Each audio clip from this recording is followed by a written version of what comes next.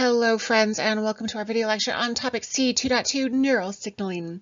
Our guiding questions: how are electrical signals generated and moved within neurons, and how can neurons interact with other cells?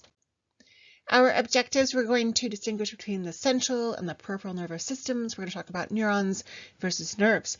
We're going to talk about the structure of a generalized neuron and outline the propagation of resting potential and action potential.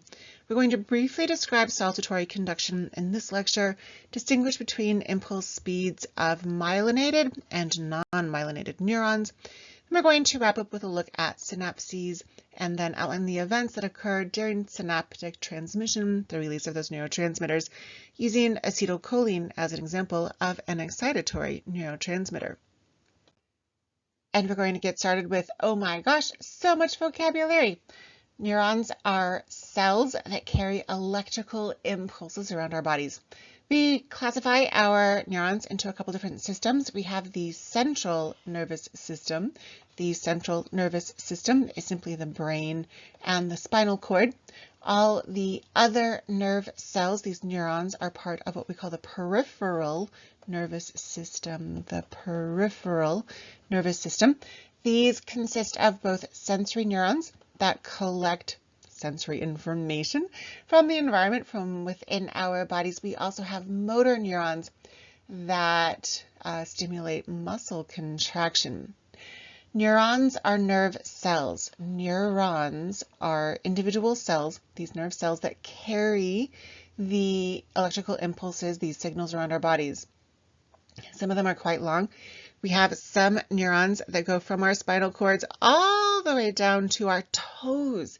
They can be a meter or more in length, depending on how long your leg is. So these guys are crazy cool.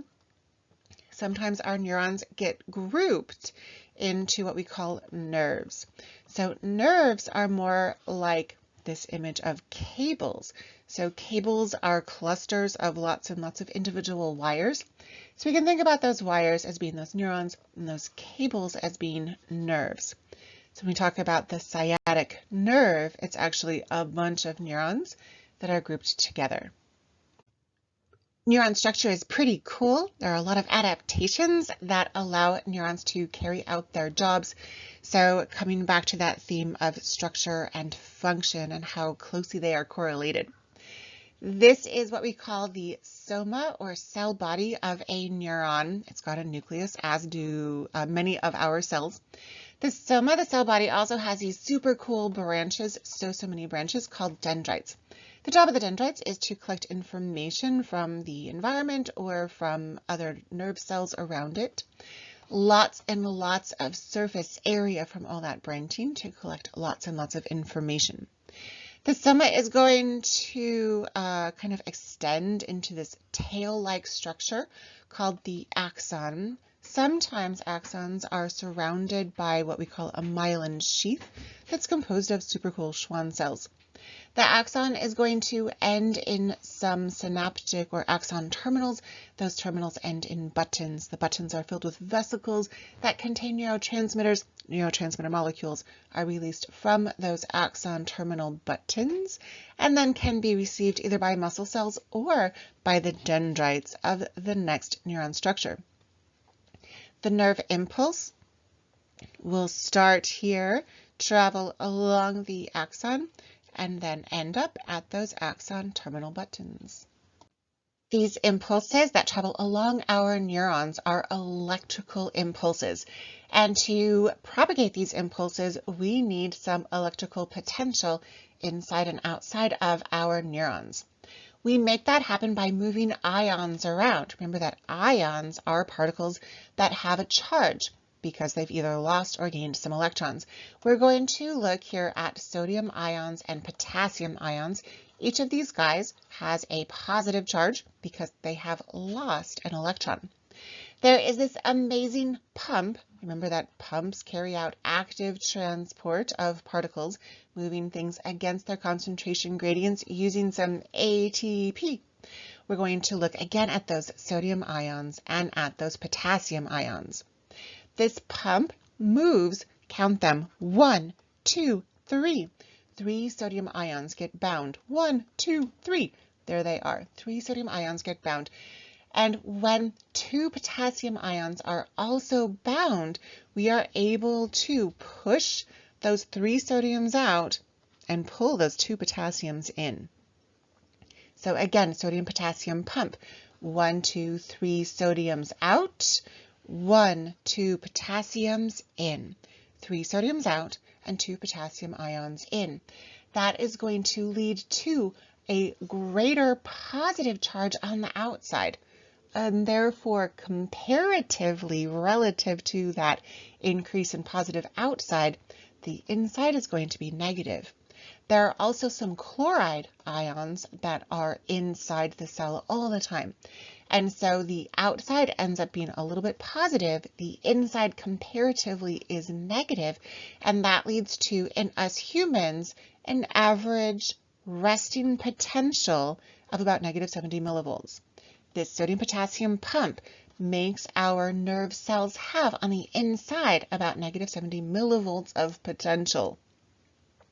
When an action potential hits, when there is a stimulus to our nerve cells, what happens is all that sodium that we worked so hard to push out, it goes in.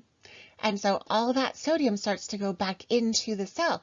That's an increase in positive ions, and therefore the cell does what we call depolarization.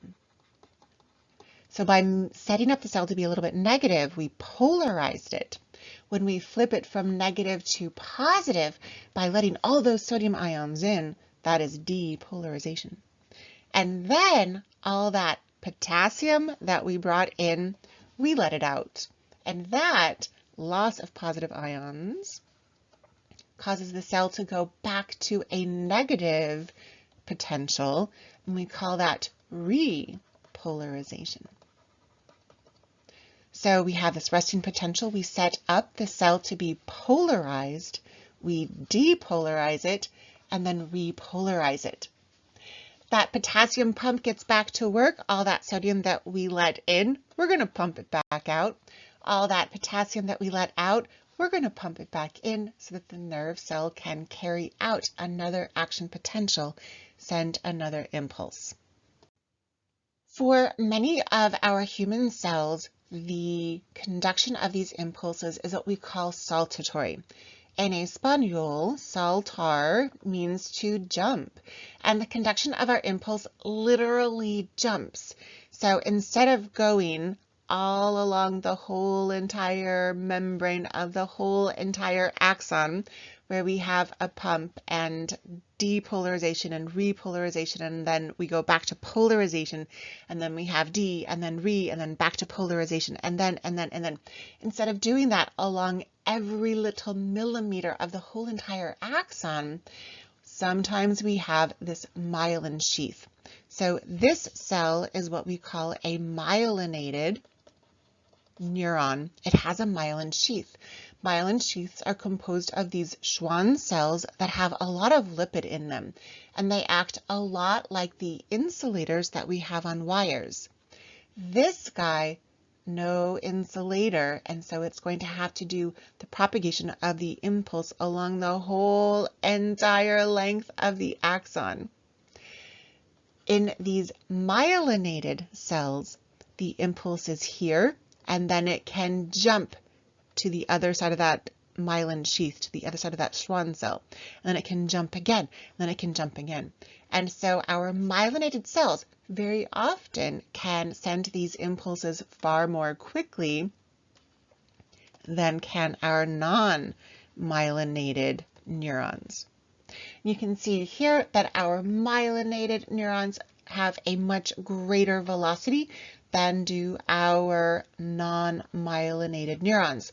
Interestingly though, if they're very small in diameter, then actually the unmyelinated or non-myelinated neurons are a little faster. And so for a lot of our human neurons, the very long ones that go from our spinal cords down to our toes, so much myelination, lots of Schwann cells so that we can carry out that saltatory or jumping impulse. In our very small neurons, Actually, non-myelinated is better. Now, when our impulses reach the end of a neuron, we have a whole nother set of processes start to occur. So here is our axon. We have our axon terminals. Those guys are going to end in those axon terminal buttons. This is an axon terminal button. We call it part of the presynaptic neuron because this junction between the two neurons is called a synapse. Because this guy comes before the synapse, it's a presynaptic neuron. After the synapse, this guy is a postsynaptic neuron. Between the two neurons, we have the synaptic cleft, this tiny little gap between the two nerve cells. A little bit of vocabulary review. Remember that we talked about endocrine and autocrine. These neurotransmitters are paracrine messengers because they move a small distance, a very, very small distance. What happens when that impulse reaches that presynaptic axon terminal button? Again, we have sodium and potassium and sodium and potassium. And then at the very end, we're going to throw in, are you ready for it? Some calcium ions. So calcium ions are going to be allowed into that button when those channels open because of the voltage change due to depolarization. This calcium is going to set off a pathway that leads to the movement of these vesicles that are filled with neurotransmitters.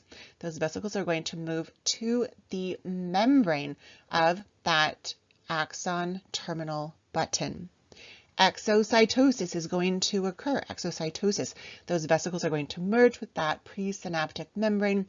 Those neurotransmitter molecules, which are now the ligands, are going to diffuse across the synaptic cleft. They're going to bind to receptors. In this example, our receptor is associated with an ion channel. And so that receptor binds to the the receptor is the ion channel, the ligand binds, the channel will open, and ions can diffuse into the postsynaptic cell, starting a whole new impulse. Our neurotransmitters can send signals from one neuron to another neuron. That's what we just looked at. On this slide, we're going to talk about how we can also use neurotransmitters to send signals from a neuron to a muscle fiber. Remember that muscle fibers are muscle cells.